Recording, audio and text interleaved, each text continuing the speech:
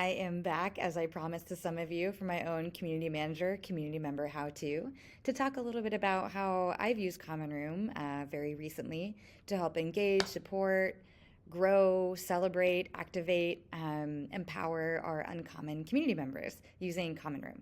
So the first thing I'm going to talk about is a workflow I built to reward community members. And the goal here is to celebrate and reward and recognize and amplify and acknowledge the work that and contributions that community members are contributing back to the community.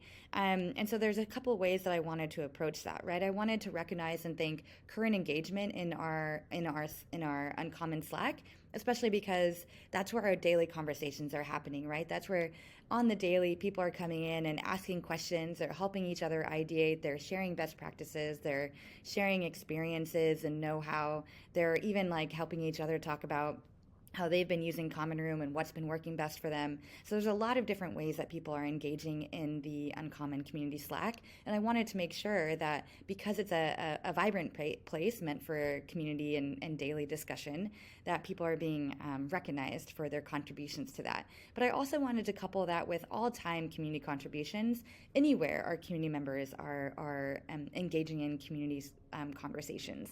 And so that could be on LinkedIn, that could be on Twitter, that could be on YouTube, but I wanted to bring that in as a dimension as well. And so the surfaces that I used in Common Room were the member surface, and that was really to play around with the criteria to see what felt right for our community today.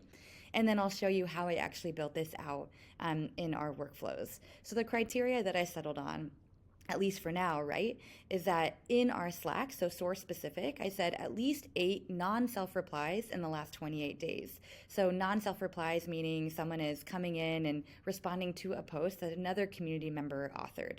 And then also at least in our Slack specific, source specific criteria, at least 4 posts in the last 28 days. So these are posts that are authored by that community member themselves. And then to bring in that other dimension around, impact across all of our sources, right, across our community, no matter where that is, at least 1,000 impact points all time, so not restricted to that 28-day time period. One gotcha I want to mention here is we really want to be focusing on rewarding and thanking and acknowledging our external community members, so I also decided to exclude team members. So I will show you what this looks like in the Workflows Builder. So here I chose to message a cohort of users.